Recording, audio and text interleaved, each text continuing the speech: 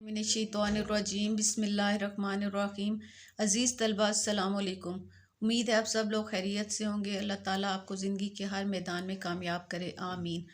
आज हम आपकी सिलेबस की जो नज़्म है फ़ातिमा बिनते अब्दुल्ला, इसकी तशरीह करेंगे। इसके टोटल 10 अशार हैं, तो इस वीडियो में हम 5 अशार की तशरीह करेंगे। तशरीह करने से पहले हम इसका मरकज़ी ख़्याल देखते हैं। मरकज़ी ख़्याल को लेकर ही जो शायर होता है वो पूरी नज़्म लिखता है। तो हम देखते हैं कि ये इसके शायर हैं अल्लामा मोहम्मद इकबाल। तो अल्लामा इकबाल कम सिन मुजाहिदा इस्लाम फ़ातिमा बिनते अब्दुल्ला के शौक़ शहादत और शौक़ जहाद को ख़राज तहसीन पेश करते हुए कहते हैं, ख़राज तहसीन पेश करना यानी शाबाश देना, कि असल में शहादत ही बंदे मोमिन को मतलूब भी है। यानी एक मोमिन जो होता है उसका यही होता है कि उसको शहादत नसीब हो। फ़ातिमा ने कम सीनी में यानी बहुत छोटी उम्र में आलम इस्लाम में कौमी जोश व जज्बा पैदा कर दिया। मैदान जंग में अल्लाह के नाम की सरबुलंदी की खातिर लड़ने वालों को पानी पिलाना बज़ाते खुद एक बहुत बड़ा एहसास है। तो फ़ातिमा ने कम उम्री में शहादत का जामे नोश करके ये पैगाम दिया कि हमें अपना फ़र्ज़ अदा करना है और आने वाली नस्लों के लिए साइबान फ्राहम करना है। तो हम इसका पहला शेर देखेंगे, उसके मुश्किल अल्फाज देखेंगे और फिर इसका पस मंज़र देखेंगे कि इसका बैकग्राउंड क्या है, किस वजह से अल्लामा इकबाल ने ये नज़्म लिखी और फ़ातिमा बिनते अब्दुल्ला कौन थी। पहला शेर देखें। फ़ातिमा तू आबरूए उम्मत मरहूम है, ज़र्रा ज़र्रा मुश्ते खाक का मासूम है। तो पहले हम इसके मुश्किल अल्फाज देख लेते हैं। आबरूए उम्मत होता है उम्मत के लिए बाइस इज़्ज़त, आबरू होता है ना इज़्ज़त, तो उम्मत कौम कि उम्मत के लिए बाइस इज़्ज़त। मरहूम जिस पर रहम किया गया हो। मुश्ते खाक यानी मट्टी की मुट्ठी यानी मुट्ठी भर, खाक होता है मट्टी और मुश्त मुट्ठी यानी मुट्ठी भर मट्टी। मासूम पाकीज़ा पाक, ज़र्रा निशान। अब देखें, पहले हम थोड़ा सा अल्लामा इकबाल का देख लेते हैं तारुफ और उसके बाद हम इस नज़्म का पस मंज़र देखेंगे फ़ातिमा बिनते अब्दुल्ला के बारे में कि वो कौन थी और अल्लामा इकबाल ने ये नज़्म क्यों लिखी। तो अल्लामा इकबाल का रंगे कलाम उर्दू ज़बान के तमाम शोरा से जुदा है। उनकी गज़ल और नसर दोनों के मौज़ूआत जो हैं फ़लसफ़ियाना और हिकमत व दानाई पर मबनी थे। अल्लामा इकबाल ने अपनी शायराना क़ुव्वत को महबूब के लबो रुखसार पर ज़ाया नहीं किया। यानी बाकी जो शोरा थे वो अपने महबूब के कोई होंठों की तारीफ़ कर रहा है, कोई रुखसार की, कोई बालों की, लेकिन इन्होंने उस पर टाइम ज़ाया नहीं किया बल्कि हकीकत का तर्जमान बनते हुए कौम को फ़लाह और ताबनाक यानी रोशन मुस्तकबिल का रास्ता दिखाया। अब हम देखते हैं पस मंज़र क्या है। अल्लामा इकबाल ने जिस दौर में आँख खोली वो मुसलमानों के लिए बड़ी सख्ती का दौर था। मुसलमान जज्बे हुर्रियत यानी आज़ादी के जज्बे को भूल चुके थे। उस वक्त वो अंग्रेज़ों के ग़ुलाम थे, वो अपने ताबनाक यानी रोशन माजी को भूल चुके थे। ऐसे हालात में ज़रूरत इस बात की थी कि उनमें जज्बे आज़ादी पैदा किया जाए। अल्लामा इकबाल ने अपनी शायरी के ज़रिए ये काम किया। एक तारीख़ी वाक़े का सहारा लेकर मुसलमानों के अंदर जज्बे आज़ादी पैदा करने की उन्होंने कोशिश की। ये वाक़या जो है तराबलस की जंग के मुतालिक है। सितंबर 1911 में बरतानिया के अंग्रेज़ों के इशारे पर इटली ने तराबलस यानी लीबिया पर हमला कर दिया।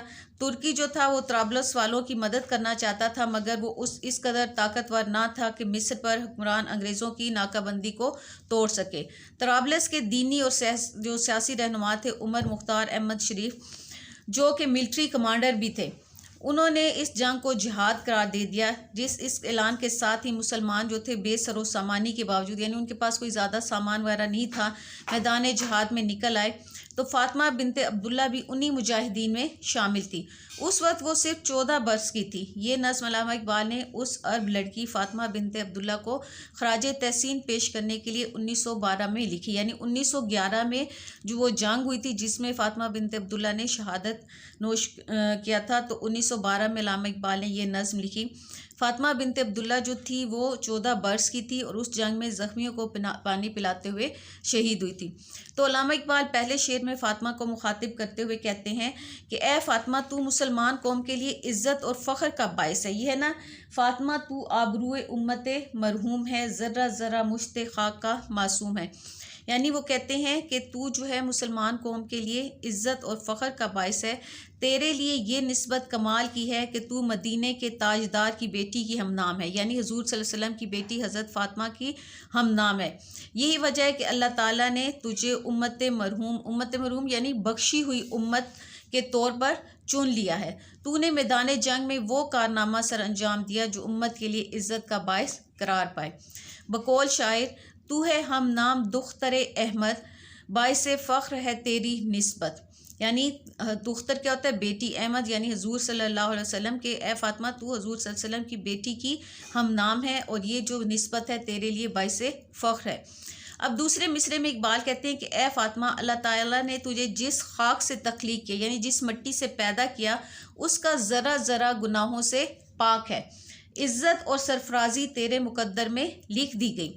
असल में शायर उम्मत मुसलमा की नौ उमर मुजाहिदा की अज़मत बयान कर रहे हैं कि छोटी उम्र में उसने इतना बड़ा कारनामा सरअंजाम दे दिया। ये किसी करामत से खाली नहीं है। अल्लाह ताला ने उम्मत की इस बेटी को पहाड़ों का सा हौसला अता किया था जो मैदान जंग में कूद पड़ी और उम्मत मुसलमा की आबरू के लिए उसने अपनी जान तक कुर्बान कर दी।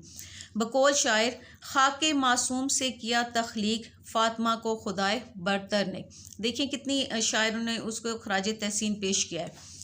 अब शेर नंबर 2 देखें। ये सआदत हूरे सहराई तेरी किस्मत में थी, गाजियाने दीन की सकाई तेरी किस्मत में थी। सआदत क्या होता है? खुश नसीबी, नेक बख्ती। स्काई होता है पानी पिलाना। हूरे सहराई यानी सहरा में पैदा होने वाली पाकीज़ा लड़की। गाजियाने दीन, दीन के लिए लड़ने वाली मुजाहिद। अब इसमें इस शेर में शायर जो है अल्लामा मोहम्मद इकबाल फ़ातिमा बिनत अब्दुल्ला की रूह से मुखातिब होकर कहते हैं कि ए फ़ातिमा, तू रेगिस्तान में रहने वाली, सहरा, सहरा क्या होता है? रेगिस्तान, जहाँ हर तरफ रेत ही रेत होती है, रहने वाली एक पाक दामन लड़की थी। लेकिन अल्लाह ताला ने तुझे एक बड़ी अहम जिम्मेदारी के लिए चुन लिया। तू बहुत खुशकिस्मत है कि तेरे ज़िम्मे अल्लाह ताला ने मुजाहिदीन को पानी पिलाने का फ़र्ज़ सौंपा। किसी को पानी पिलाना वैसे ही बड़ी सादत खुशनसीबी की बात होती है। इसके बदले में अल्लाह ताला जो है 10 नेकियां अता करता है और फिर उन मुजाहिदीन को पानी पिलाना जो अल्लाह ताला के दीन और वतन की हिफाजत के लिए दूसरों से जंग लड़ रहे हों, उनको पानी पिलाना तो बहुत ज़्यादा सवाब का काम है। तो इकबाल कहते हैं कि ए फ़ातिमा, तू बहुत खुशकिस्मत है कि अल्लाह ताला ने इस अहम फरीज़े की अदायगी के लिए तुम्हारा इंतखाब किया। हवाले शेर देखें। पानी पिलाना वो तेरा दोज़ख सी आग में, ताज़ीम दे गया तुझे तोकीर दे गया। तोकीर यानी इज़्ज़त, ताज़ीम भी इज़्ज़त। असल में इकबाल बताना चाहते हैं कि मैदान जंग में सख्त जान और बहादुर लोग ही कामयाब ठहरते हैं। कमज़ोर दिल लोगों का वहाँ कोई काम नहीं होता। तो जो बाहिम्मत और गयूर सिपाही ही मैदान जंग के शाहसवार करार पाते हैं। अल्लाह ताला ने ये तमाम खूबियाँ जो थीं फ़ातिमा को अता कर रखी थीं। इकबाल ने फ़ातिमा की इस बहादुरी को उम्मत मुसलमा की बेदारी से ताबीर किया है। अब शेर नंबर 3 देखें। ये जिहाद अल्लाह के रास्ते में बेतैगो सिपर है, जसारत आफरी शौक़ शहादत किस कदर। जिहाद क्या होता है? दीन या मुल्क की खातिर लड़ना। बेतैग, तैग होता है तलवार, बे बग़ैर यानी तलवार के बग़ैर। सिपर होता है ढाल, यानी जब कोई तलवार का हमला करता है तो आगे से उसको रोकने के लिए जो एक होता है उसको ढाल बोलते हैं, सिपर। जसारत, जुरत या बहादुरी। जसारत आफरी यानी जुरत पैदा करने वाला। अब देखें इसकी तशरीह में अल्लामा इकबाल कहते हैं कि फ़ातिमा बिनत अब्दुल्ला ने अमली तौर पर लीबिया की जंग आज़ादी में हिस्सा लिया। शायर कहते हैं कि अगरचे तुम्हारे पास ना तो तलवार थी और ना ही दुश्मन पर वार कर सके और ना ही दुश्मन का वार रोकने के लिए अपने पास कोई ढाल रखती थी, लेकिन इसके बावजूद तू अपनी जान हथेली पर रख कर मुजाहिदीन इस्लाम को पानी और उनकी प्यास बुझाती थी, पानी पिलाती थी और उनकी प्यास बुझाती थी। तुम्हारा शौक़ शहादत कितना ज़्यादा जुरत पैदा करने वाला था। तुम्हें देखकर दूसरों में भी जज्बे जिहाद उभरता। तुम्हारे जज्बात देखकर दूसरों को भी मैदान जंग में आने का शौक़ पैदा होता। हवाले शेर देखें। काफिर है तो शमशीर पर करता है भरोसा, मोमिन है तो बेतैग भी लड़ता है सिपाही। तो फ़ातिमा बिनत अब्दुल्ला की शहादत जो है दूसरों के लिए एक सबक है कि अगर अल्लाह ताला के रास्ते में जिहाद करना हो तो उसके लिए ना तो किसी तलवार की ज़रूरत है और ना किसी ढाल की, बल्कि इंसान को जज्बे ईमानी से सरशार होने की ज़रूरत होती है। अब देखें शेर नंबर 4। ये कली भी इस गुलिस्तान ख़ज़ां मंज़र में थी, ऐसी चंगारी भी यारब अपनी खाकस्तर में थी। कली क्या होता है? बिन खिला फूल, फूल खिलने से पहले जो उसको छोटा सा होता है उसको कली कहते हैं। गुलिस्तान बाग, ख़ज़ां पतझड़ का मौसम जिसमें जो है ऑटम सीज़न जो होता है जिसमें पत्ते सारे झड़ जाते हैं। मंजर नज़ारा, खाकस्तर राख, चंगारी आग का फूल या शरारा। तो इसमें अल्लामा इकबाल अपने आप से मुखातिब होकर कहते हैं कि मैं तो ये समझा था कि मुसलमान कौम जो है मुकम्मल तौर पर तबाही व बर्बादी से दो चार हो चुकी है। जिस तरह ख़ज़ां हरे भरे बाग को उजाड़ कर रख देती है, इसी तरह उम्मत मुसलमा का जो बाग था वो ख़ज़ां रसीदा हो चुका है। मुझे क्या पता था कि इस उजड़े हुए गुलिस्तान में अभी फ़ातिमा जैसी कलियां मौजूद हैं। अल्लामा इकबाल ने फ़ातिमा के लिए कली का इस्तारा जबकि दीन इस्लाम के लिए गुलिस्तान ख़ज़ां का इस्तारा इस्तेमाल किया। इस्तारा मैंने आपको पहले भी बताया था, इस्तारा के लफ्ज़ी माने होते हैं मुस्तार लेना, यानी उधार लेना, कोई लफ्ज़ उधार लेकर किसी दूसरे के लिए इस्तेमाल करना। तो यहाँ कली और दीन इस्लाम जो हैं ये इस्तारे के तौर पर इस्तेमाल हुए।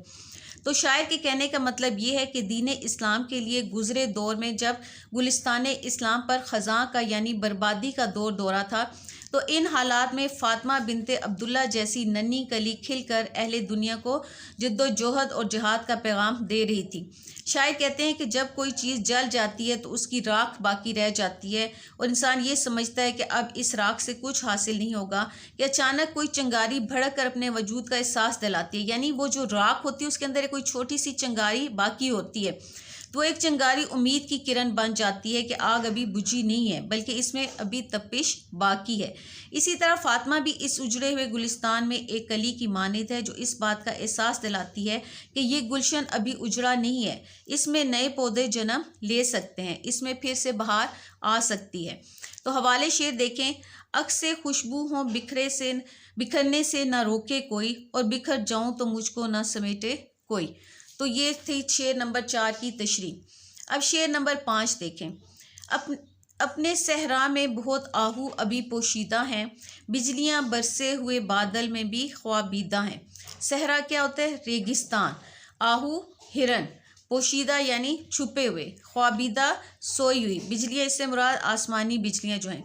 अल्लामा इकबाल कहते हैं कि ए फ़ातिमा, तुम्हारी कुर्बानी ने हमारे अंदर उम्मीद का दिया रोशन कर दिया है, हमें खुश आइंद मुस्तकबिल की झलक नज़र आ रही है। हम तो मायूस हो चुके थे, तूने हमें नई ज़िंदगी की राह दिखाई।